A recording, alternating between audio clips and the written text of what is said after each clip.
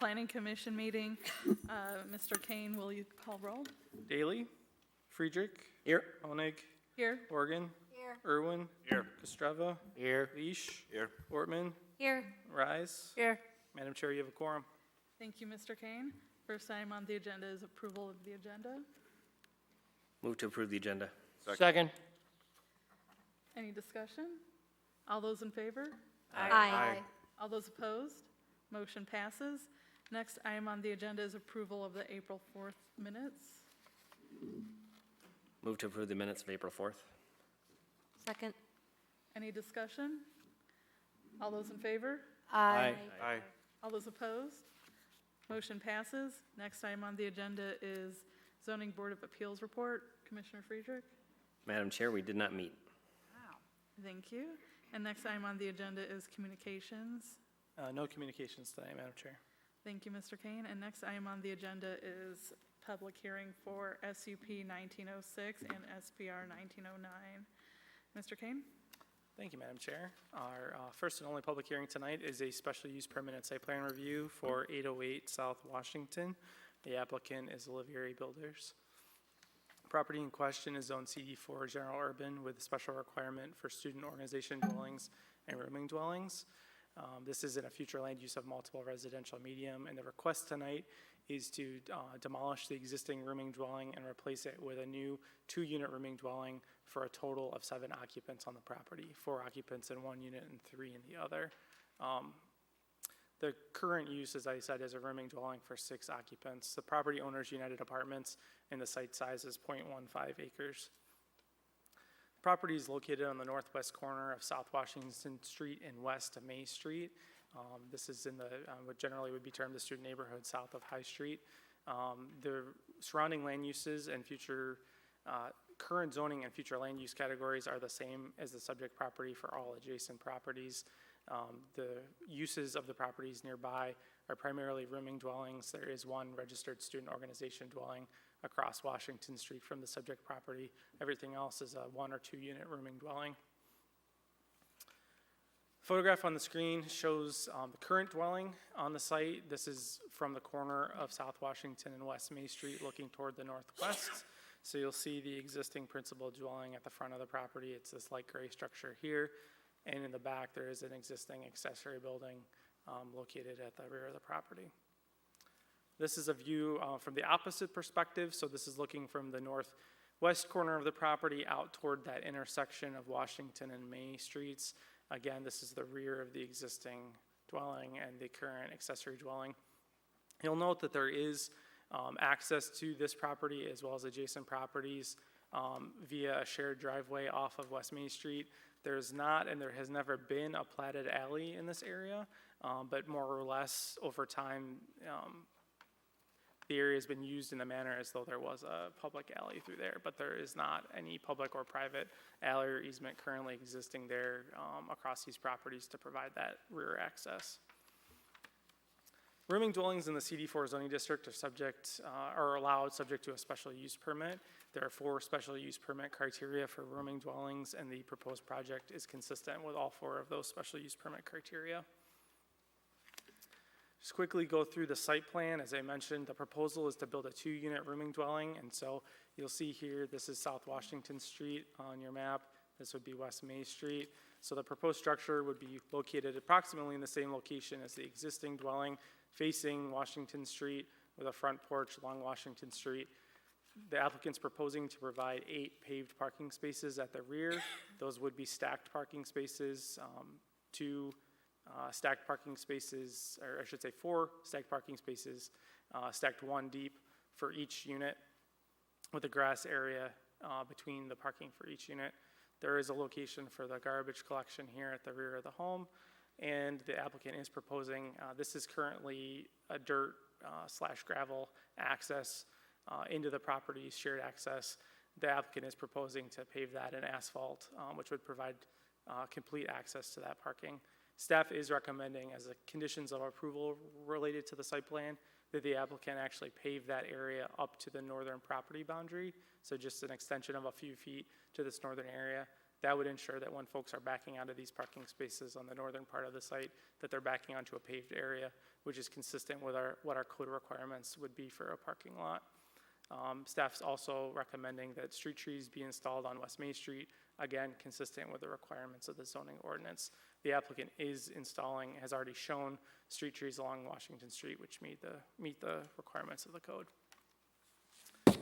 On the screen in front of you, you'll see the floor plan of the proposed dwelling. Each dwelling unit would have 4 bedrooms and 4 bathrooms. So here's finished basement for the 2 units, first floor with a living room, kitchen and a half bathroom, and then the second floor with 2 bedrooms each with 2 bathrooms each. And you have full copies of the floor plans in your packet as well.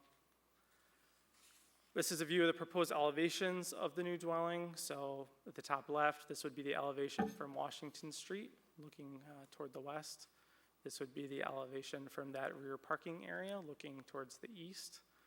This would be the elevation facing May Street on the south side of the proposed structure. And this would be the elevation of the proposed structure on the north side facing the adjacent property. In terms of site plan review, staff would be looking for an updated site plan to be provided before final approval is granted on the project, which does reflect those recommended approval conditions that I mentioned just a moment before. Otherwise, the project is consistent with the requirements of the CD4 zoning district and the requirements for rooming dwellings in that district. So with that, staff's recommendation tonight is to approve SUP 1906 and SPR 1909, subject to the conditions I outlined earlier, which were to provide street trees in compliance with the streetscape requirements of the zoning ordinance and consistent with DPW street tree guidelines, that the applicant pave the proposed vehicle access to that northern property line, and that the applicant comply with requirements of public works and public safety. Mr. Olivieri and Mr. McGurk are in the audience tonight to answer any questions you have. And in the meantime, I would welcome any questions from the Planning Commission about this project. Thank you. Any questions for Mr. Kane? Looking back, Jacob, at the alley, it's not an alley, does that go further down? Does that service places, homes that are further down the block towards High? Yeah, at the present time, that alleyway does essentially, let me back up. I'm not going to call it an alleyway because it's not an alleyway. There is currently essentially de facto cross-access through this block. It doesn't go all the way out to High Street. You'll recall this is where High Street begins to drop in elevation to go under the railroad overpass. But it does essentially, there is an existing cross-access situation that services all the properties all those homes on that block. So Yes. this wouldn't interfere with any of those, or? No, and I should say some of these properties do have their own direct access driveways onto their adjacent street frontage, whether it's Douglas or Washington. If anything, the proposed condition should enhance the access because I can go back to the photograph. As you'll see right now, and granted, obviously these pictures were taken at a time of year that a gravel or dirt parking area is going to look its worst at the conclusion of winter. But you'll see it's essentially gravel and dirt, and there's some ruts and potholes. So it's not in excellent condition at this point. Paved parking aisle should be a significant improvement for these properties as well as the others on the block. Now, is that easement granted by us, or is that negotiated through the neighbor, or how is that easement legally obtained? Yeah, so the Public Works Department is recommending as one of their conditions that, well, at a minimum, because the site plan includes paving, if you look up here on the screen, that dark line right there is the rear property line of the subject property. And so this would result in activity occurring on the neighboring property. And so that should, an access easement should be provided in order to do that work, since the applicant in this case doesn't have controlling interest in that neighboring property. And so that will ultimately be an agreement between private property owners that is a condition of approval of the project. It would not be an agreement between the city and the property owners, because it ultimately would be a private facility. Does that answer your question? or I not? think so. Okay. Any other questions for Mr. Kane? If the applicant would like to come up?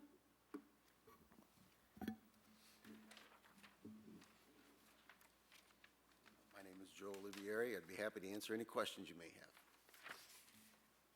Joe, that large mature tree from the site plan appears to be retained, is that correct? I don't have it, I don't know the site plan by heart, Mike, but I would, if it's a Yeah, nice yeah. tree, it's gonna stay. Okay. I don't know, Jacob, do you remember? Commissioner Cuevas, is that the tree that is located north of the accessory building? It is? That tree will not be remaining. That tree is in the general area of where, Parking is? yeah, No, I'm talking about that tree.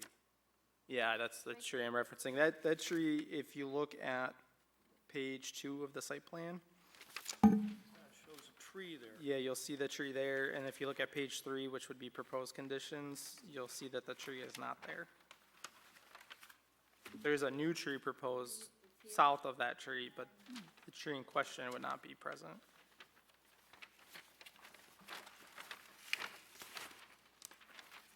Costs you $1,000 to tear that tree down, doesn't it, Joe? Probably more than that. I remember when Jim McGurk took me up one time and was complaining about the city ordinance that caused him with other of his projects to have to cut down mature trees. And this is caused by the ordinance, isn't it? Or is this a voluntary thing on your part? This Well, tree? I think it's the way the parking had to be laid out to meet the ordinance. I mean, Correct? we wouldn't require a tree to be cut down in any case unless it was a dangerous tree. And that's not a zoning ordinance requirement, that'd be a city code of ordinances requirement. And we don't have a parking requirement any longer, so, it does look like the current tree. I was trying to lay through the site plan and overlay it and see where that falls on the proposed conditions. It does look like it lines up with that grass area. So I would be concerned, given the level of construction activity, about whether or not it's reasonable or possible to preserve the tree. But if you wanted to ask the applicant to make an effort to preserve it, I would ask the applicant to save himself $1,000 to try to preserve the tree. Absolutely. I mean, I don't know, Jacob, if we can move that parking around a little bit to accommodate that tree? Or are there specific setbacks?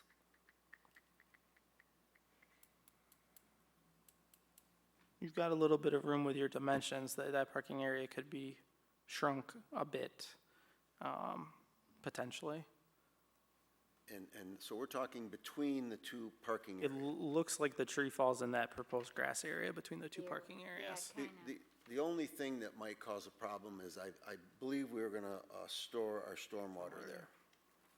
So depending on how far the roots travel out from there, you know, it all depends on where we end up with the stormwater.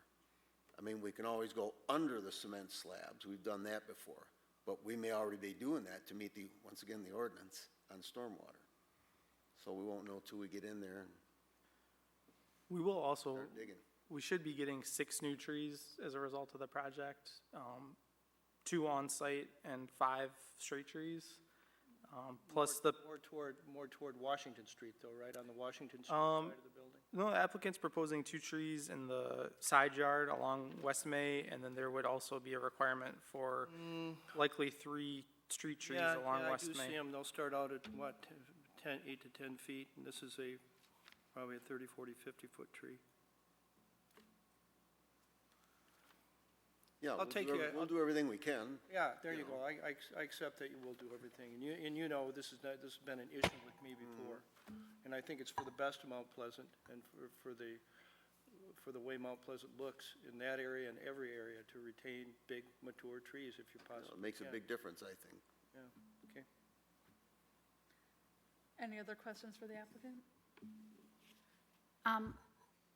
It's zoned for 7, room for 8. How do you manage keeping it at 7? Big fines, like $5,000.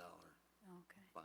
Because it would be real tempting to a kid to, Well, not if we read the lease and see what it's gonna cost.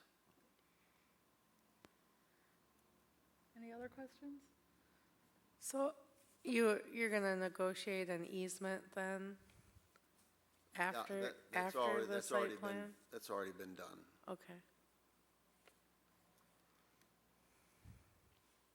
Any other questions? Thank you. I will open up public comment for this hearing, if anyone from the public would like to speak. Seeing no one, I'm closing public comment and opening discussion. Move to approve SUP 1906 and SPR 1909, subject to the following conditions. 1, street trees are provided in compliance with the streetscape requirements of the zoning ordinance and consistent with DPW street tree guidelines. 2, the proposed paved vehicle access is extended to the northern property line. And 3, comply with the requirements of the Division of Public Works and Public Safety. Second. Any discussion? All those in favor? Aye. All those opposed? Motion passes. Next item on the agenda is public comment. If anyone from the public would like to speak, now would be your last time to do so. Seeing no one, I'm closing public comment, and next item on the agenda is new business. Mr. Kane? Thank you, Madam Chair. Our first item in new business is a presentation on the proposed 2020 to 2025 capital improvement plan. We have Chris Saladin, the IT Director and Assistant Finance Director, here tonight to give you a brief presentation on that proposed plan. After Chris's presentation, I'll be looking, well, first, feel free to pose any questions you have to Chris or to Stacy Tawari, our city engineer, who's in the audience tonight. And then at the conclusion of the presentation and question and answer, if you have any recommended changes to the plan that you'd like to pass along to the city commission, we'll be basically looking for either an endorsement of the plan as presented or a recommendation of any changes that you'd like to see made to the plan before it's adopted by the city commission next month. Thank you all for having me tonight. We're going to cover the capital improvement plan for 2020 to 2025. And the primary reason that I'm here tonight is as we go through the plan, we want to answer any questions that you have, get input on the projects that are coming up. And with that, we'll get going. We really do the capital improvement plan to sort of serve as a mechanism for maintaining and improving our public infrastructure. These are the projects that the public can see, touch, interact with, and they really have a big impact on our community. We get a lot of input from various stakeholders and residents, and that allows us to analyze what's possible and then prioritize our expenditures over the next 6 years to improve the community. Tonight, we're going to talk about what's changed from the prior plan. And really, we're going to focus on 2020 because we're about to begin the process of putting together our operating budget for 2020. So it's really important that we get buy-in for these projects so we can plan them, because it's a lot easier to, come up with a plan and follow it than trying to change it, at the last minute later. We'll briefly look at some of the projects that are out in the further years. So what's changed since last year? The plan timeline as part of the redevelopment ready community certification, we went from a 5-year to a 6-year capital improvement plan. During last year, it was also decided at the city commission level that we would go from a $5,000 threshold to a $20,000 threshold for our projects. We added a building section that covers capital improvements to City Hall and the Public Safety Building. And this is really, we've been setting aside chunks of money over the past several years as these buildings have aged. We knew there were some bigger ticket items coming. And our downtown project funding, this is the first year of the plan that assumes the downtown projects will be funded by capital improvement millage instead of tax capture funds. Characteristics of the CIP projects, they tend to be higher dollar value. They can take several years to complete, have a longer life, and can be one-off in nature. And these are some of the sources that we use for coming up with the plan. I'd also like to point out the cash flow projections. It's one of the first sections in the plan. They summarize everything in the plan into a few pages, so it makes it easy to sort of get a broad overview of the plan. And it allows us to sort of examine the financial impact of the plan, move timing around so we can get adequate reserves in place, that sort of thing. Additionally, also important to point out that this plan's affordability is contingent on the state coming through with its Act 51 contribution projections.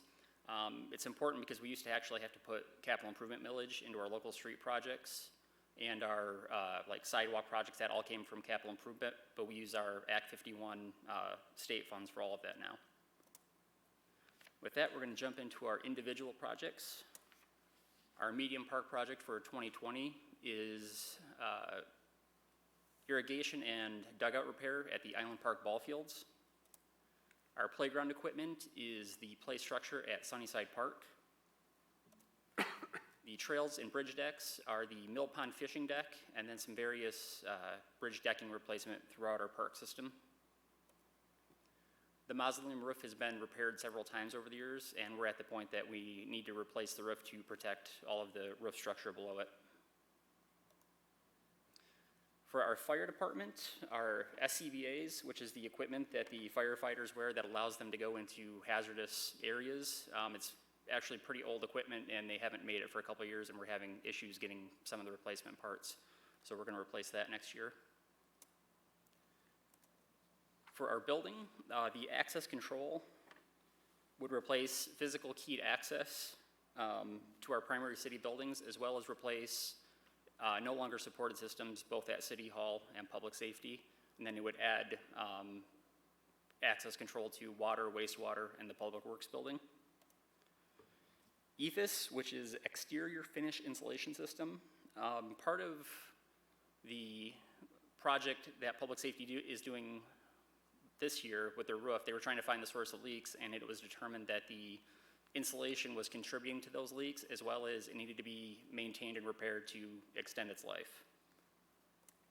The public safety kitchen, the public safety building is used 24/7, and the kitchen there consists of older, low-grade residential cabinets that have been there for many years.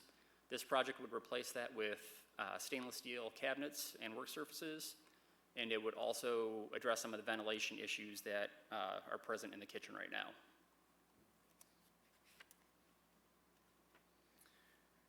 And as I mentioned, this is the first year that our plan has downtown projects being funded by capital improvement millage.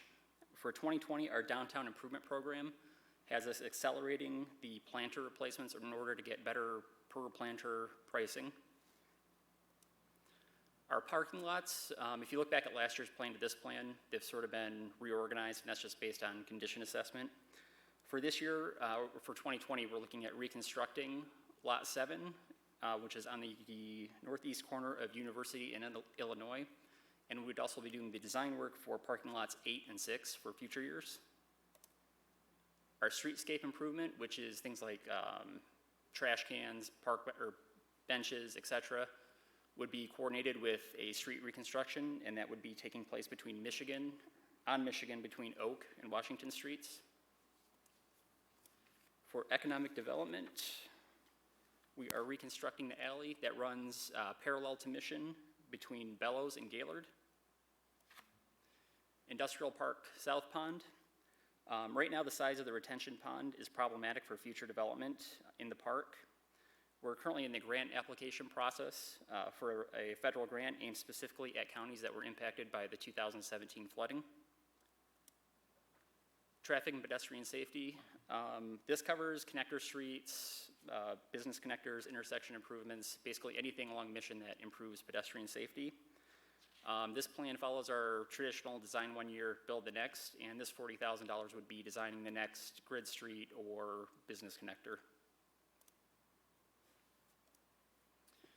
For major streets, there's no planned overlays for 2020, and our planned reconstructs are Brown from North Drive to Broadway, and then reconstructing Pickard from Bradley to Mission.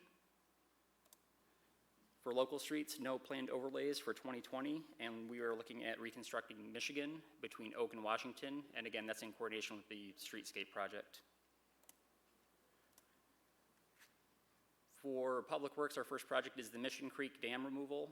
This is out on the Mount Pleasant Center property, and even decades before the city got the property from the state, the gates were removed from the dam, and it was supposed to basically flow through like a large culvert, but the flooding in 2017 overtopped the dam and then damaged all of the embankment further down. This project would remove the dam completely and then restore the creek bank. Neighborhood lighting, this is also on Michigan between Oak and Washington and is coordinated with the streetscape and reconstruction. New sidewalk is on Henry from Broadway to Pickard. Replacement sidewalk, this is just our ongoing replacement based on condition assessment. Our engineering department goes out and assesses the sidewalks periodically. And then this is also what we use if we get complaint locations from our citizens.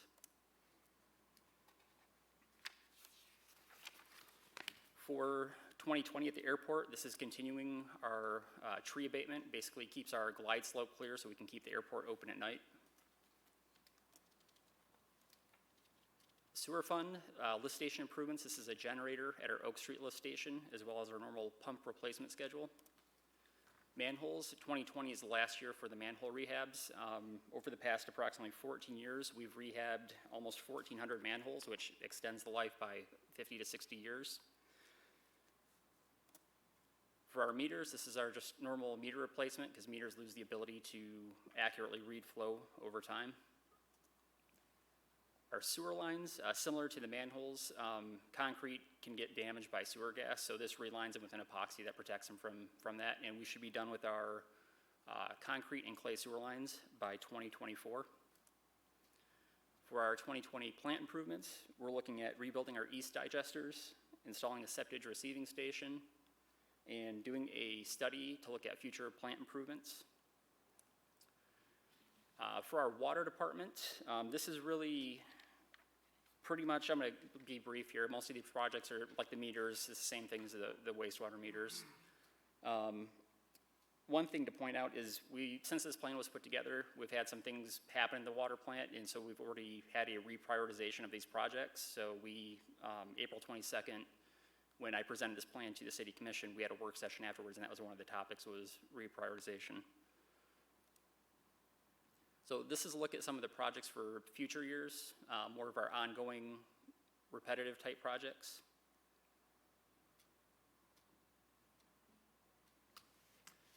This next slide is our more one-time in nature projects. And one thing that's in the capital improvement plan, it's the very last page, it's table 7. That shows projects that were considered or discussed, but they weren't prioritized into the 6-year plan. So basically the steps in getting the capital improvement plan adopted are the work session that was held a week and a half ago, tonight's presentation. We have a public hearing and work session coming up on May 28th. The charter requires us to adopt by June 11th, and then the 2020 projects that get prioritized will be in the operating budget that's presented on September 9th. At last week's work session, we got through street projects and the water project reprioritization. We did not get to downtown, so that will be discussed on May 28th, and then we'll have city commissioner questions. If you guys have any input on the plan that you don't have the question tonight or whatever else, and you think of something, please let Jacob know, and he can get that information to me, preferably before May 28th when we have the work session with the City Commission. So with that, is there any questions? Yeah, Chris, I got a couple. So on the 2020 projects for the fire department, Yes. the self-contained breathing apparatus. Yep. How many units is that purchasing? I could be wrong on this, so this is just my best recollection. I believe there are like 12 per engine, and we have 3 engines, so it's 36. Okay. That could be give or take. And then on the public works projects for 2020, the neighborhood lighting, is that similar to the lighting that's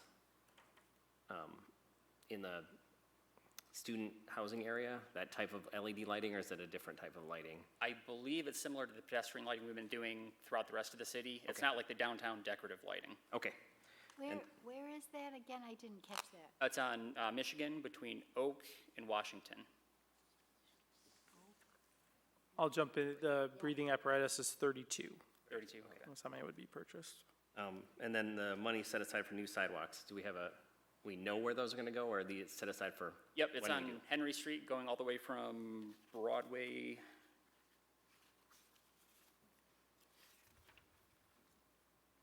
Broadway to Pickard. Yep, Broadway to Pickard. Okay, thank you, that's all I have. Page 5, the kitchen remodel, when I look at $50,000, tell me more. You women, 50 grand for a kitchen remodel? My understanding, the biggest chunk of that is the ventilation that they have to add in.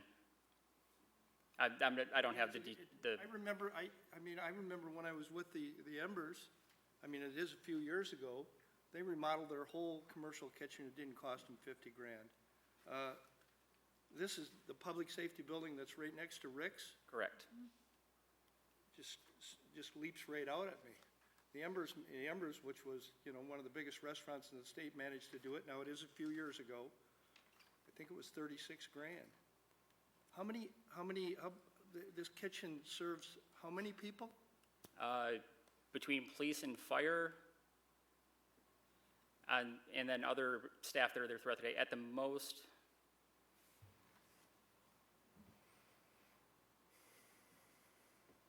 could be up to 15 to 18 people at one time. At one time? Mhm. Well, lucky them. Well, and they're there all night, Correct. yeah. That actually seems about right to me. I was gonna say, Mike, I didn't think it was that far out of The Embers has line. been gone for a while. Ken hasn't done a kitchen That remodel. Embers And remodel it had is, been and more it is, than and 12 the Embers years did go out of ago. business June 30th of '07, so it has been time. But, whatever, Things have gotten a lot more expensive since then. everything has, you're We'll right. cross our fingers that your wife doesn't ask for a new kitchen when you get home. I have a question on the major street overlays. Is that for reconstructing or Yes. repaving? It's basically a pretty good. Those are overlays? Those are just overlays. Oh, I thought they were in there as reconstructs. The majors? In the major street table, you're gonna see both types of projects, and it's gonna be indicated in the table whether it's a reconstruction or an overlay. I believe the reconstructions are listed first. That's where they tear the curbs out and. Yeah, Or reconstruct, yes, curbs and yeah, everything come that out. Whole thing, put new, that's when you do the sewer and stuff. And what street was that on? Pickard? No, the reconstruction is Brown Street from North Drive to Broadway. Pickard's an overlay project. Wow, North Drive to Broadway. So Michigan would be a reconstruct. Oh, and yeah. Michigan's a local street reconstruct. Brown is a reconstruct, full curb and gutter, replacement of the pavement. Pickard would be a mill and resurface, so we're gonna mill off probably about 3 inches and put that pavement back. Thank you. The rest would be thin overlay projects, just a 1-inch asphalt overlay.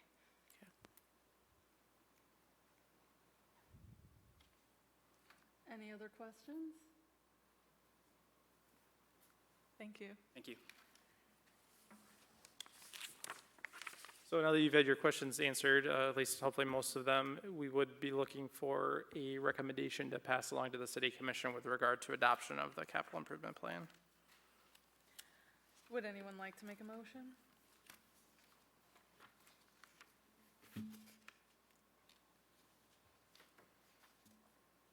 I'll make a motion. I move that we recommend the capital improvement plan, the 2020-2025 capital improvement plan to the city commission. Second? Any discussion? All those in favor? Aye. All those opposed? Motion passes. Next item on the agenda, the improvements or reconstruction of existing parking areas. Mr. Kane? Thank you, Madam Chair. I hesitate to just read my memorandum, but I'll start with the beginning paragraph. You'll all recall that back in December, there was a work session where we talked about prioritization of potential amendments to the zoning ordinance. And as a result of that conversation, the chair and vice chair met with staff to go over a potential list of amendments to consider during the 2019 year. The item that was determined to bring forward second, after the Scrivener's error that was brought forward to you last month, was a discussion of improvement or reconstruction of existing parking areas. I tried to provide a good overview of this matter in my memorandum to give you some sense of where and how that reconstruction or improvement is currently regulated, either through the zoning ordinance of current adoption under our 1984 zoning ordinance that was repealed and replaced last year, or under other city codes and ordinances, including the stormwater ordinance. I recognize that the memorandum is a little confusing. It's a little bit confusing of an issue because there's a lot of overlapping regulations that have different impacts. For the most part, I mean, the good news is most of our ordinances are pretty consistent in terms of the terminology that's used and the thresholds that apply. The main crux of the issue and what's come forward through public comment at the City Commission last year and through a handful of property owner interactions with staff over the last year is that in certain circumstances, there's a desire on the part of the property owner to redevelop a parking lot that in some manner is non-conforming, whether it's as a result of its placement on the lot coverage on that lot exceeding the maximum of the ordinance, a lack of landscape buffering or some other requirement of the code as it relates to parking lots, et cetera. For the most part, those are not new issues. Those are issues that have existed in terms of parking lot reconstruction for a number of properties around the city, mainly where properties were developed, 50, 60 years ago, even prior to the 1984 zoning ordinance when some of those additional requirements came into place with the construction of parking lots. What staff's looking for tonight is a couple of relatively straightforward things, I think. One is general concurrence from you all that you're interested in entertaining a text amendment to close this gap in the ordinance and permit reconstruction of existing, or I should say reconstruction or improvement of existing parking areas within the city when they may not currently meet code in some manner. Two, if you do wish for that to be an amendment that's brought forward, some general direction in terms of how you would anticipate those projects being reviewed, if there are any requirements that you'd like to add on top of the basic code requirements in exchange for allowing a non-conforming parking area to be reconstructed. Three, if you feel like these situations should occur in the case of a property that has a non-conforming use associated with it, so separating an issue where a parking lot itself might be non-conforming versus when the parking lot might be associated with a existing land use which is non-conforming, such as a rooming dwelling in a residential district, an office building in a residential district, et cetera. And then three, if you have any additional questions about the matter that I can answer tonight or in a future packet in order to provide you with the information you need to make a decision on this. I will say I have a few ideas on how to approach this issue, in part just generally attempting to predict where you might all fall on this issue, and an appropriate and reasonable approach to addressing it that I think will satisfy the majority of the folks who've had conversations with me about this topic over the last 6 months to a year, if you are willing to entertain that. The plan after tonight, if you're interested in an amendment and if I'm able to get sufficient direction from you tonight, would be to bring a text amendment back to you at a future meeting for your consideration and feedback, and ultimately for you to set a public hearing on that amendment to move it forward through the process. So that's just a brief overview.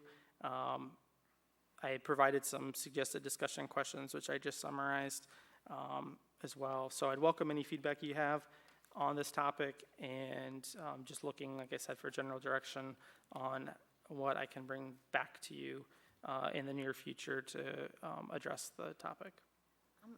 Is it appropriate to talk about scenarios?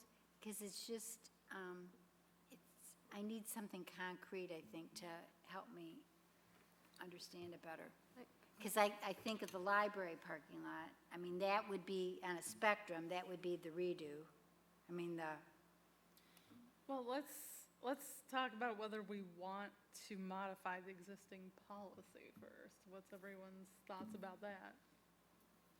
I think we have to, Why? because we've had comments made and we've kind of put it out there that we've worked on, that we were going to work on it. I'd hate to kind of put that out there, and then knowing that there were people that were really looking to have some changes, then to kind of backtrack and not do anything. So I guess my question comes with this is how much or how many are on hold for doing anything or because of the new zoning ordinances, because of more of the property being in a non-conforming than the parking lot itself or plants on, or you know what I'm saying, of if it's really those things versus the property itself being in a non-conforming area, or?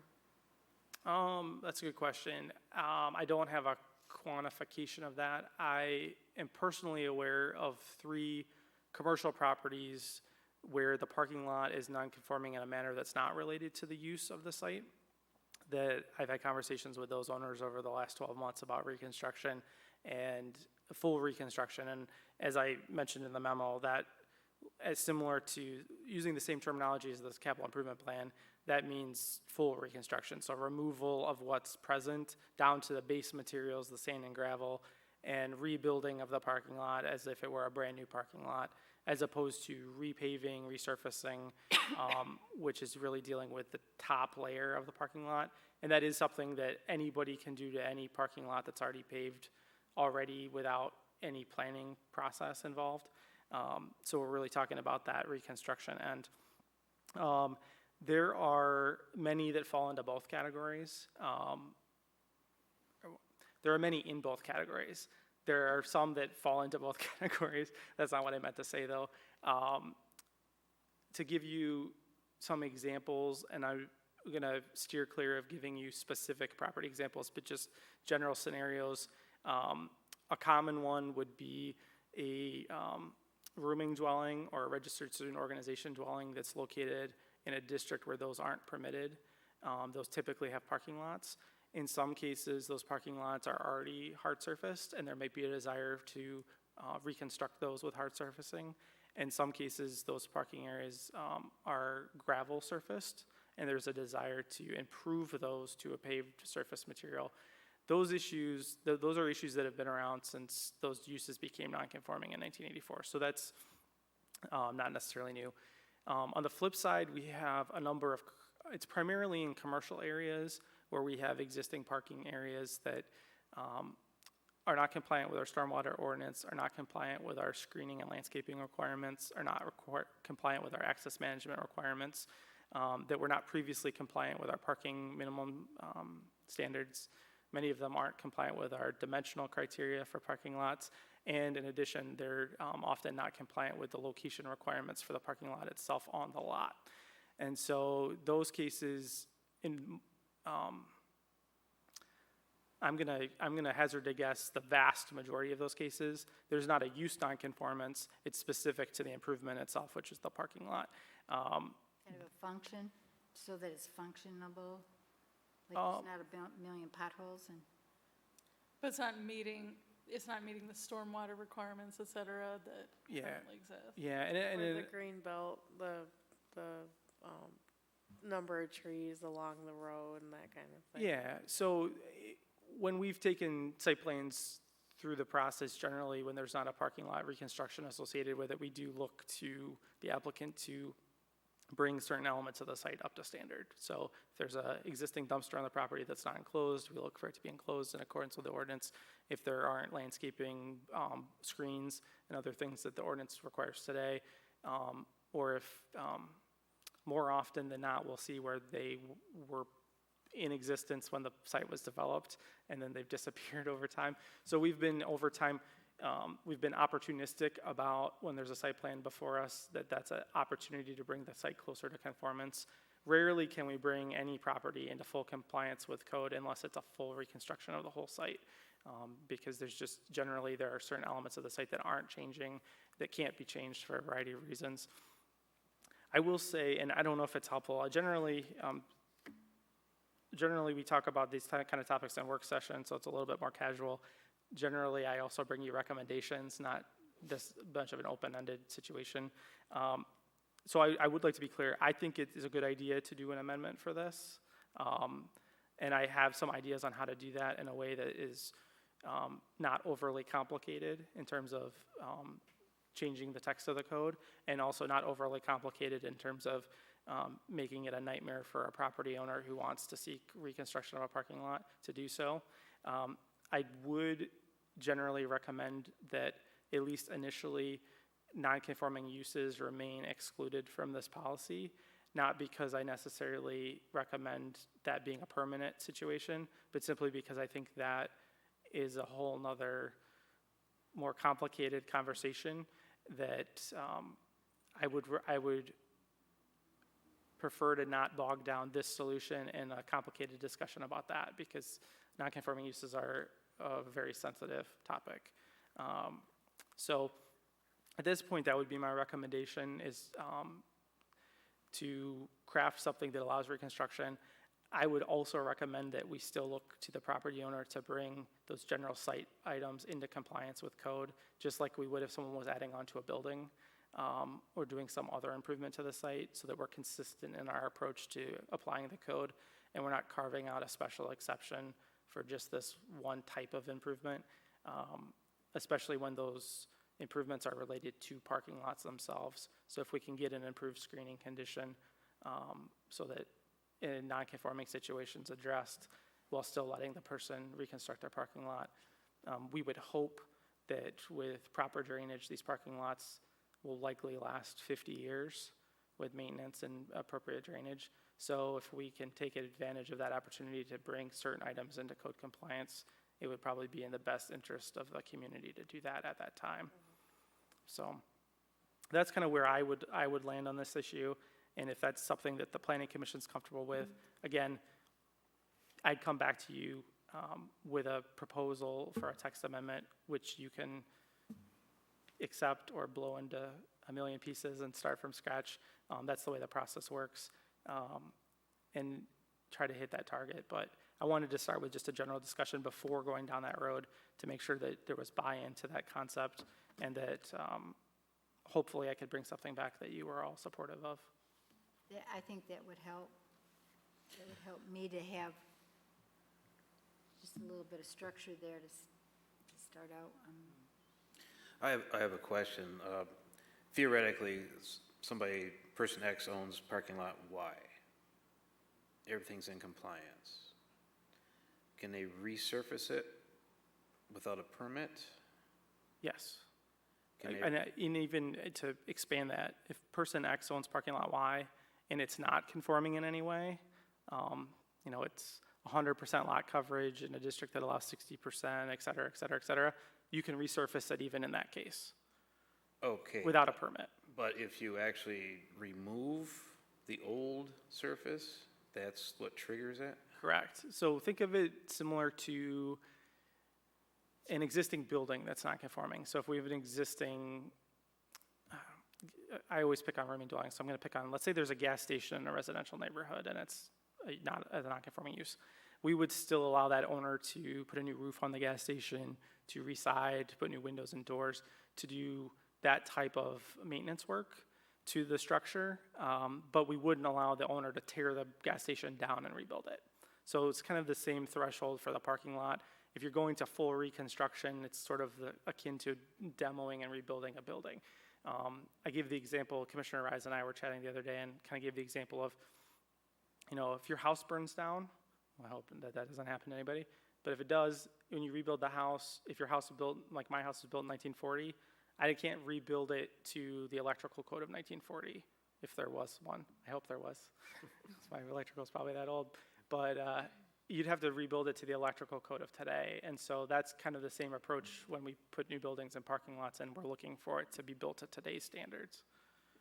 Right, but if somebody's rebuilding a parking lot and they got to put in a whole lot of new stuff, they're just not going to do it. They're just going to patch. I mean, I don't think that's true in all cases. I think Well, no, there, it's probably isn't true in all cases, but it could be true in a lot of cases where people are just patch it and let it slide because they just don't want to deal with the extra expense. But they don't want to throw money away on I mean, they're, Well, if someone has a parking lot and they want to remove it and totally rebuild it, and there's, to bring it up to code makes it just expensive, they're just gonna patch the old one and leave it. Isn't it gonna be expensive to remove it and replace it regardless? I mean, it's not Not like, if you got put in cisterns and drainage and all that kind of stuff. That's gonna kill a lot of parking lot projects. and I want to be clear that stormwater ordinance is a city code, not a zoning code, so planning commission doesn't have. But if it's out of purview over it. compliance, if it's in non-conformity, they're not gonna touch it, they're just gonna patch it. In terms of the stormwater code? In terms of anything, in really. Tennessee. You know, I can only speak to the 3 property owners that I've had conversations with about this issue. And I can just hazard my best guess based on those conversations, and I would expect that they'd be willing to comply with our code requirements in order to reconstruct the parking areas. I don't think in any of those cases there would be,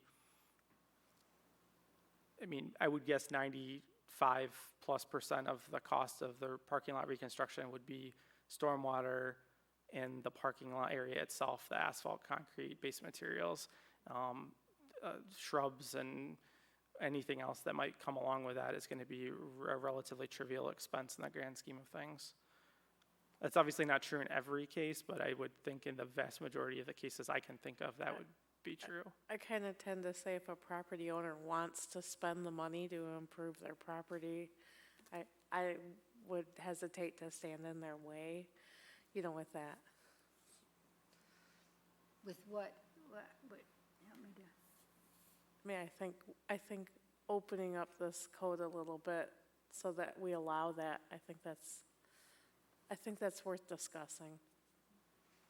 Well, what I can do, let me take my best effort at drafting something. I think I've been kicking around there's a variety of ways I could likely approach this in the code that would be relatively simple. It's just a matter of figuring out where to place it and exactly how to wordsmith it. But let me take a stab at that with the city attorney, and I will aim to have something back to you for your June meeting packet, your first June meeting packet, for your consideration to see if it's something you'd like to move forward. And again, if you see it and I miss the mark in a small way or a big way, we have time to readdress that either during the meeting or subsequently, and I can always bring it back to you at a future meeting if needed. Is there a time limit for us to do this, or just? I mean, I would recommend not, doing it timely, like we do anything else. This is a funny area for me. Are you aware of any parking lots that stand out as non-conforming right now, in fact, are a problem in the area that I could see for myself? I don't really relate to, I don't know if the rest of you do, but I don't relate to a parking lot other than the most obvious thing would be standing water in the parking lot. Yeah. But all these other issues that are part of it, I'd like to see an example of one in the city that would be a poster child for why we should go forward and make this and spend a lot of time on this. Let me connect with you offline. I hesitate to throw an innocent property owner under the bus in front of whomever might be watching us, or Mindy, at the very least. Throw anybody No. But I could. What you're talking about. Yeah. Yeah. I will. If anybody's interested in talking through some examples, I could probably throw you a few spots that you'd be familiar with that would help you to understand what challenges we might have. Good. I for one, would appreciate that. Yep. anything else? I appreciate the direction, and I will, like I said, do my best to hit the target so that we can keep the item moving forward. Okay, next item on the agenda is staff report. Mr. Kane? Thank you, Madam Chair. You had an administrative review report in your packet. Staff approved one site plan, which was for the Wildlife Gallery on Gover Parkway. They installed a 20 by 60 cooler adjacent to their building, and that site plan was approved on April the 5th. I did want to give you guys an update. For the June meeting, I'm anticipating that we will see a site plan review for the project proposed for 410 West Broadway. So that should be a fun project to review. So we're looking forward to having that application come in for the June meeting. I will be bringing back a draft text change for your consideration to consider setting a public hearing on parking lots. I do want to also give you guys a general update on recreational marijuana. I had an opportunity to attend the Michigan Association of Planning Spring Institute last week, and one of the speakers at that event was Andrew Brisboe, who is the director of the Marijuana Regulation Bureau. They just renamed it, and I think I got some of those letters backwards, but anyway, he's in charge of state licensing for marijuana facilities. I believe I previously had let you all know that on the basis of the proposal that passed last November, the state was charged with having a licensing structure set up and ready to go by December 1st of this year. Governor Whitmer has tasked that agency with moving the regulatory structure along much faster. And so we are now anticipating that the state might start accepting licenses as soon as September, which increases the urgency on the part of the city to respond. You might also recall that unlike medical marijuana, where the city had to opt in order to allow the facilities, the recreational law requires the city to opt out if we don't wish to participate. Otherwise, by default, we are participating in that structure. So staff's working with the city attorney to come up with an appropriate response so that we can address that timeline change and hopefully adopt thoughtful ordinances with relationship to recreational marijuana. We are getting a little jammed up though, and that, of course, if I'm getting jammed up at the staff level, you guys are getting jammed up at the planning commission level as well. So just wanted to let you know, give you some context for why that is, and let you know that in the event that you see something sooner than expected, that would be why. But we're looking at some options on how we might buy ourselves a little bit of space so that we can adopt thoughtful regulations on the topic. That's all I have tonight. Thank you, Mr. Kane. Does anyone want to make a motion to adjourn? Move to adjourn. Second. All those in favor? Aye. Meeting adjourned.